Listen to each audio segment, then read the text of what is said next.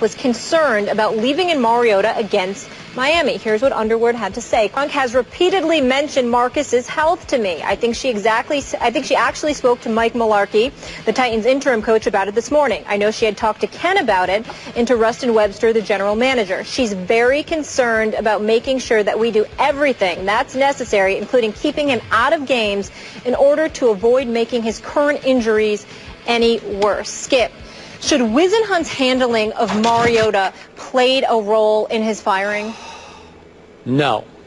Stephen A., if it did, and I cannot defend Ken Whisenhunt in the big picture, but if this was the reason that he was fired, it's just flat out wrong.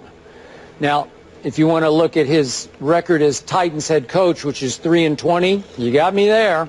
If you want to look at his record over his past 35 games as an NFL head coach dating back to his last year at Arizona, during which he's 4-31, you really got me there. But I still have some respect for Ken Whisenhunt. If you recall, he did coach Arizona to that 2008 Super Bowl. And the next year he did coach that Arizona team to a 10-6 record. I still have enough respect for him in his handling of quarterbacks, despite the tweet from Matt Leinart ripping him yesterday.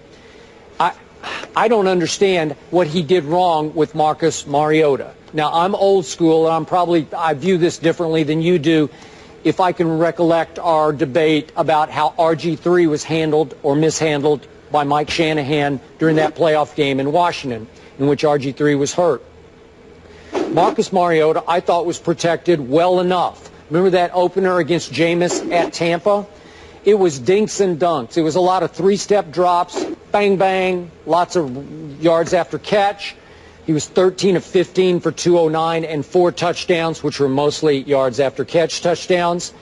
And he has been sacked some, but not a dangerous amount of sacks. And after he took the shot from Olivier, he goes in the locker room at halftime. He puts a brace on. He went back out. I get that. He finished with 4 turnovers in that game. But that was a leadership moment for him. That was a moment during which Marcus can win the locker room because he says, I'm going to tough it up. I'm going to suck it up. I'm going to go back out there, and I'm going to give you all I got, because he did not have, as you know, ruptured ligaments. He had a sprained knee. Now, that can be fairly serious, but not serious enough that you can't tough out the rest of that football game and help win over your team. The team isn't very good. We talk all the time about lack of supporting cast. He's got very little. As you know, I'm not the biggest Marcus Mariota fan going into the draft last year, much bigger Jameis fan, but you can't baby him. You can't overprotect him. Now, Mike Mularkey, the new interim head coach, is under orders to protect him. And I don't know, Amy Adams Strunk, obviously the daughter of the late Bud Adams, longtime owner of this franchise, and I don't know how close she is to Marcus, but maybe did she let her heart get in the way here, that he just took too much of a beating? I don't know. He obviously is their meal ticket. He is their franchise quarterback. But I think you have to let the franchise quarterback in the very violent game of pro football prove to the locker room that you can take some punishment. And I think he did. And I think he's still standing, and I think he's going to be able to come back here pretty quickly, and we'll see how he does the rest of the year. But I don't know how much more you can protect him with protections or play calls or whatever. I thought they did a pretty good job of that to start with. Well, I'm not sure about that, Skip Bayless, and you're right. You are old school. I'm a tad bit different than you, although I pride myself in being old school, unabashedly so. Let's be clear about something here. Ken Whisenhunt may not have deserved to be the head coach to begin with. There were other candidates that you could have had out there. His last 3 seasons in Arizona, they were mediocre seasons. I think it was a 7-9 season or 8-8 season sandwiched by 2 5-11 seasons. And the only time that he had a really, really good year, actually 2 years, they went 9-7 the year they went to the Super Bowl. Kurt Warner was your quarterback. The year after that, they went back to the playoffs with a 10-6 record, and you had guys like John Skelton and Derek Anderson and Max Hall as your quarterback. The year after that, even, you had a Kevin Cobb with a Skelton. So you haven't had much to work with. What we know about Whisenhunt is that experienced, talented quarterbacks are individuals he can help, a la Phillip Rivers. But outside of that, he struggles. He struggles to be a leader. He struggles to be a head coach. He's really one of those typical guys that are more suitable for a coordinator's position as opposed to a head coaching position. So when we take that into consideration, and then we look at the 2-14 season last year, and we recognize that this is the Tennessee Titans that we're talking about here. They had a 13-3 season in 2008 before losing a divisional playoff game.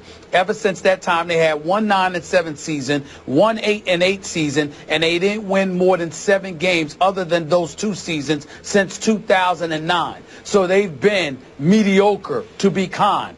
You get the number 2 overall pick in the draft, Marcus Mariota.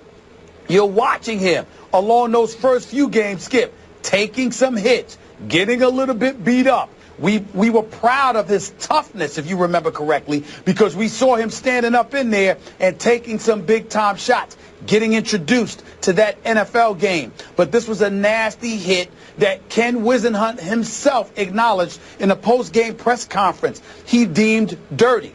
Well, if you deemed it dirty and it infuriated you to the point where your quarterback was hurt, considering the fact that he's the number 2 overall pick and you have an investment to protect, I'm thinking that Amy Adams Strunk was on the right course here when she's talking about leaning towards the side of caution, because it clearly is a marathon. It's not a sprint.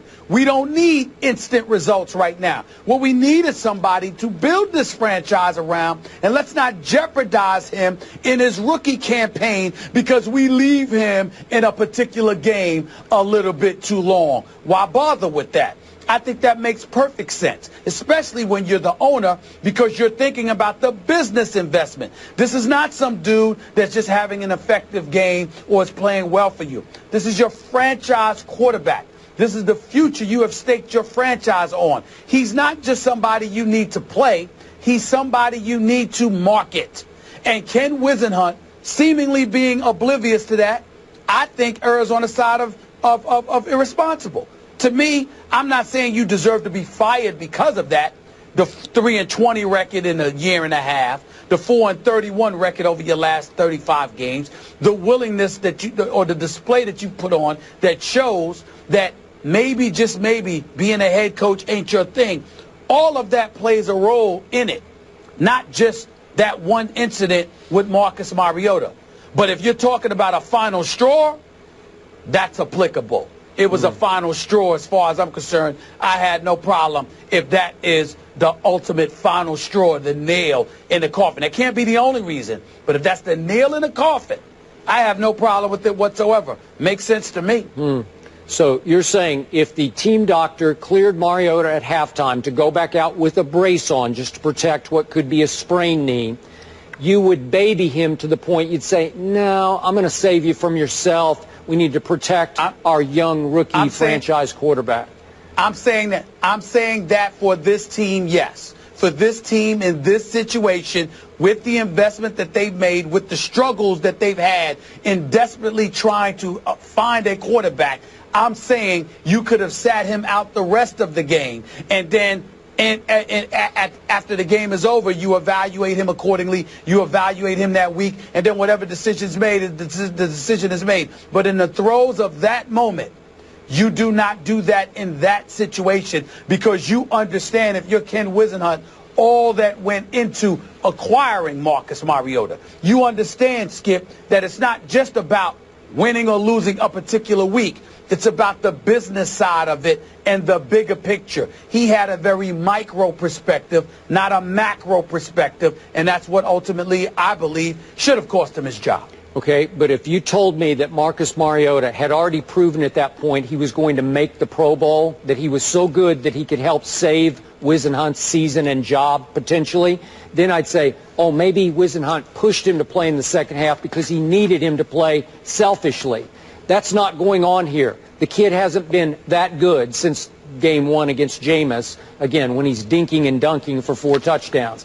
I'm sorry, I don't think he needed Marcus to go play for his sake. I think he wanted Marcus to play for Marcus's sake, to go show you that it's a man's game. It's not a college kid's game anymore. You got to tough it up and have a high pain threshold. If the team doctor says you're going to be okay, go play.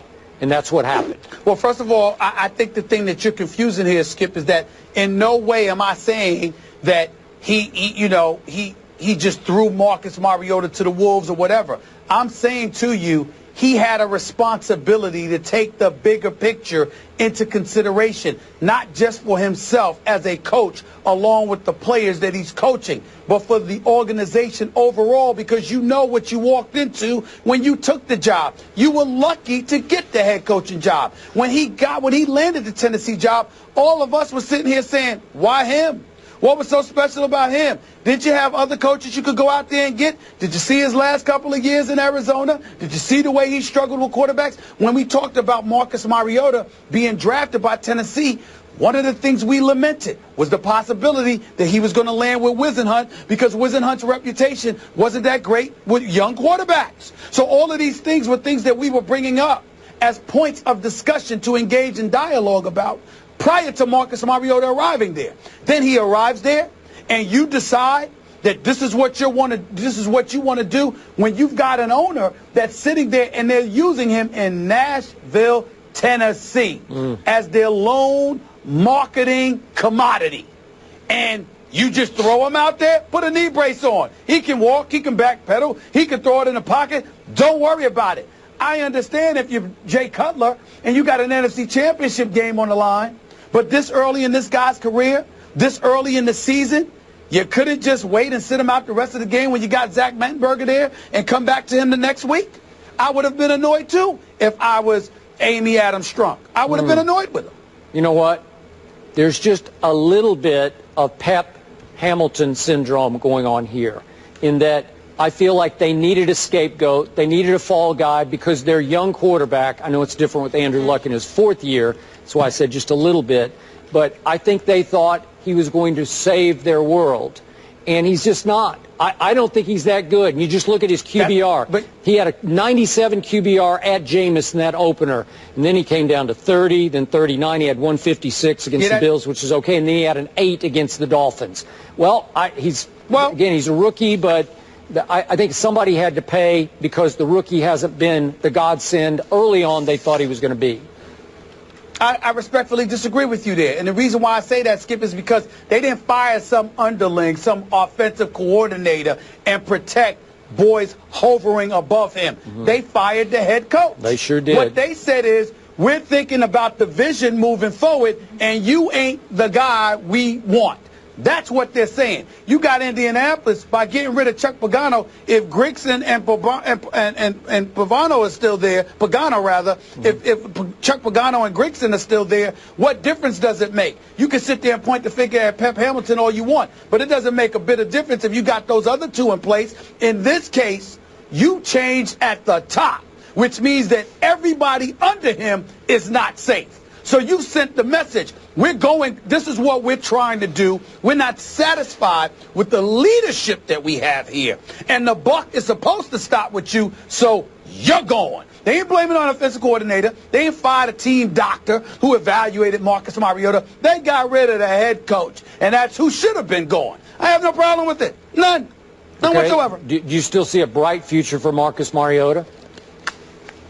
I think there's potential there. I like the way he looked against Buffalo, against Indy, even though he threw 2 interceptions. I'm just looking at some of his numbers right here. He completed 81% of his passes in week 1, 60 and above percent, 61, 65, and 63% of his passes the last 3 weeks that he had played.